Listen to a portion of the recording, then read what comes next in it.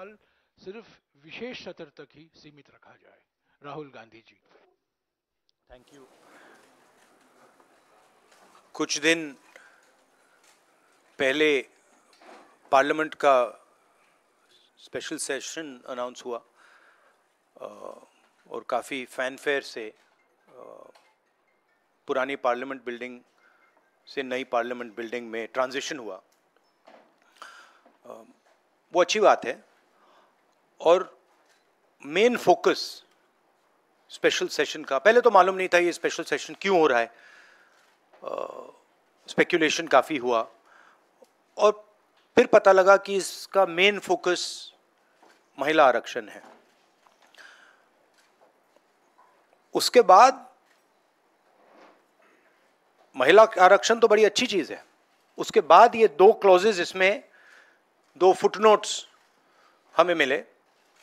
एक की महिला आरक्षण करने से पहले, महिला आरक्षण देने से पहले हमें सेंसस करना पड़ेगा और दूसरा डिलिमिटेशन करना पड़ेगा और इन दोनों चीजों को करने के लिए बहुत साल लगेंगे। सच्चाई यह है कि महिला आरक्षण को आज किया जा सकता है। 33% आज जो सीट्स हैं लोकसभा में, विधानसभा में, वो महिलाओं को दी जा सकती हैं। कोई कॉम्प्लिकेटेड मामला नहीं है, मगर सरकार वो नहीं करना चाहती है। सरकार ने ये देश के सामने रख दिया है, मगर रियलिटी ये है कि ये इंप्लीमेंट आज से 10 साल बाद होगा। ये भी नहीं मालूम कि होगा या नहीं होगा। तो एक प्रकार से ये डिस्ट्रैक्शन टैक्टिक है, डाइवर्जन टैक्टिक है। डाइवर्जन किस चीज से हो रहा है? डाइवर्जन ओबीसी सेंसस से हो रहा है।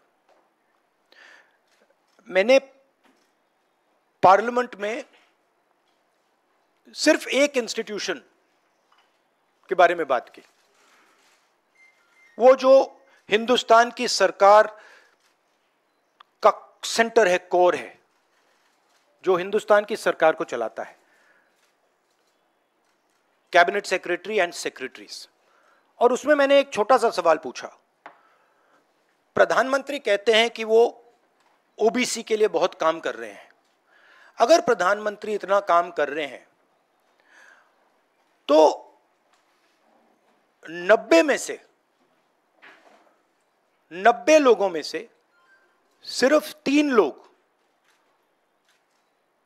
ओबीसी कम्युनिटी से क्यों हैं? पहला सवाल। दूसरा सवाल, मैंने यही एनालिसिस बजट को देख के की कि भैया पूरा हिंदुस्तान का बजट क्या है और ये जो ओबीसी ऑफिसर्स हैं ये इस बजट में से कितना कंट्रोल कर रहे हैं और क्या कंट्रोल कर रहे हैं। आदिवासी क्या कंट्रोल कर रहे हैं, दलित क्या कंट्रोल कर रहे हैं।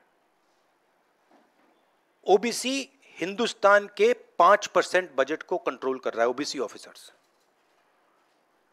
तो मुझे बात समझ नहीं आ रही है। प्रधानमंत्री हर रोज ओबीसी की बात करते हैं, ओबीसी प्राइड की बात करते हैं, मगर ओबीसी के लिए किया क्या? अब जब मैंने ये बात बोली, उनका रिस्पॉन्स बड़ा इंटरेस्टिंग है। वो कहते हैं कि लोकसभा में हमारा रिप्रेजेंटेशन है। लोकसभा में रिप्रेजेंटेशन का क्या लेना देना है? मैं कह रहा हूं कि बजट डिसीजन जो लेते हैं, जो बजट को ऑफिसर्स हैं, जो बजट को कंट्रोल करते हैं, 5% ओबीसी निर्णय ले रहे हैं। और मैंने सिर्फ यह सवाल पूछा, क्या हिंदुस्तान में ओबीसी की आबादी 5% है? यह मैं जानना चाहता हूं। अगर 5% है तो फिर वो ठीक है, उसको मैं एक्सेप्ट करने के लिए तैयार हूं। मगर अगर वो 5% से ज्यादा है तो मुझे यह पता लगाना है, और एक बार मैं मन बना लेता हूं, मैं छोड़ता नहीं हूं, मुझे यह पता लगाना है ये ओबीसी हिंदुस्तान में कितने हैं, और जितने हैं उतनी भागीदारी इनको मिलनी चाहिए। अब आप किसी लोकसभा में किसी भी एमपी से पूछ लीजिए, लोकसभा को टेंपल ऑफ डेमोक्रेसी कहा जाता है। आप किसी भी बीजेपी के एमपी से पूछ लीजिए कि वो कोई डिसीजन लेता है, कोई कानून बनाता है, कोई कानून बनाने में भाग लेता है? किसी से भी पूछ लीजिए, बिल्कुल नहीं। ना कांग्रेस का एमपी इस लोकसभा में, ना बीजेपी का एमपी, ना कोई और इंडिया का एमपी कोई डिसीजन लेता है। मतलब एमपीज को जैसे मंदिर में मूर्ति होती है वैसे मूर्तियां बना रखी हैं, और ओबीसी की वहां पे मूर्तियां भर रखी हैं, मगर पावर बिल्कुल नहीं है। देश को चलाने में कोई भागीदारी नहीं है। यह सवाल मैंने उठाया है कि क्या, और हर ओबीसी युवा को यह समझना है कि क्या आपको इस देश को चलाने में भागीदारी मिलनी चाहिए, हां या ना? अगर मिलनी चाहिए तो क्या आपकी आबादी 5% है, हां या ना? यह सवाल है। और डिस्ट्रैक्शन इस बात से हो रहा है, बीजेपी को ये जो 2 पॉइंट्स हैं, महिला आरक्षण वाले, डिलिमिटेशन और सेंसस,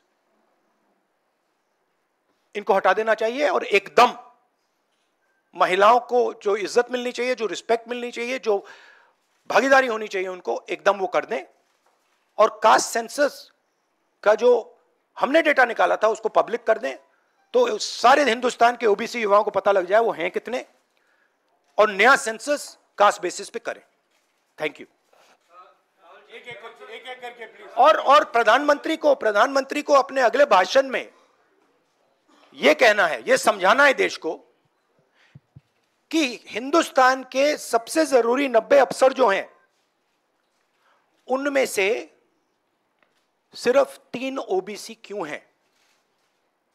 यह मेन सवाल है। और मैंने दलितों और आदिवासियों की बात ही नहीं की अभी। अंग्रेजी में कह देता हूं। The BJP came up with the idea of a special session. We appreciated that idea. With a lot of fanfare and pomp, we moved from the old building to the new building. The Prime Minister, in a very dramatic gesture, carried the Constitution of India from the old building to the new building.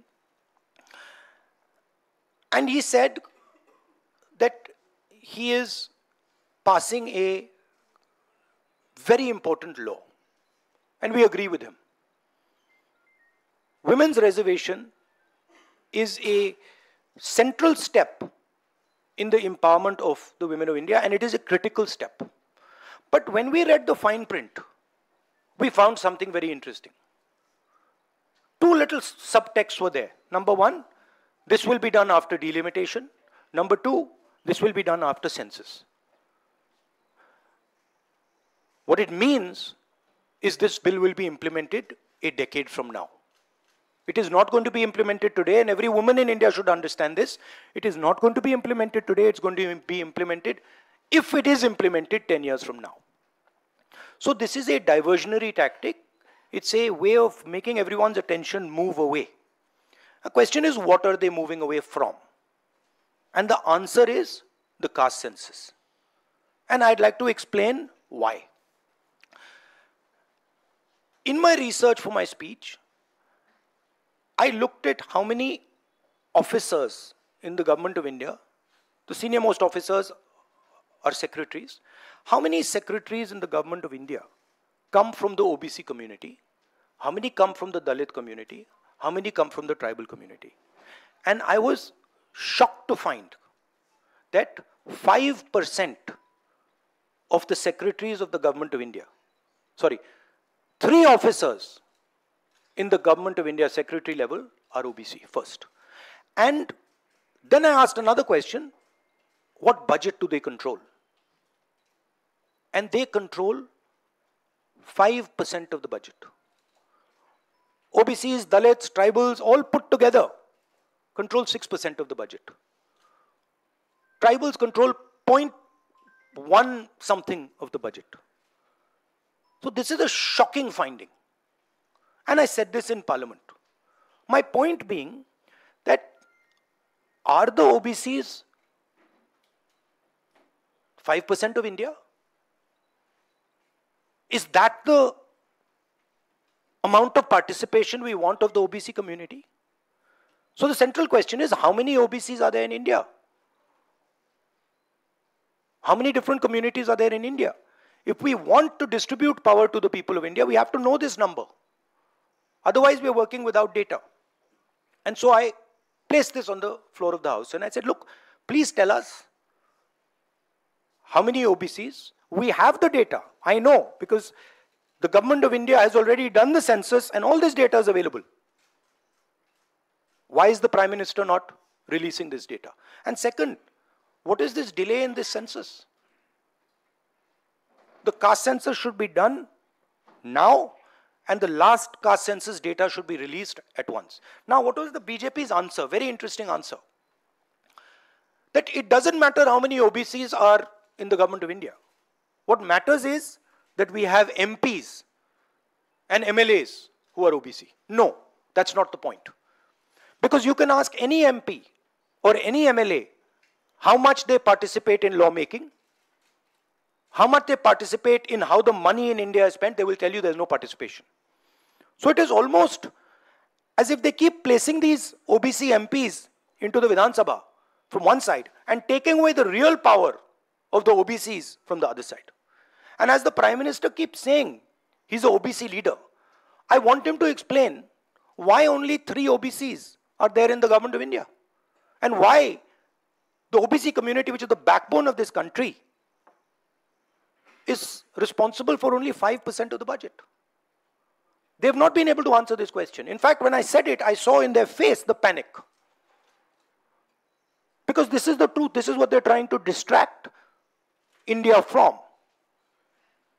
The fact that the large mass of Indian people do not have any power.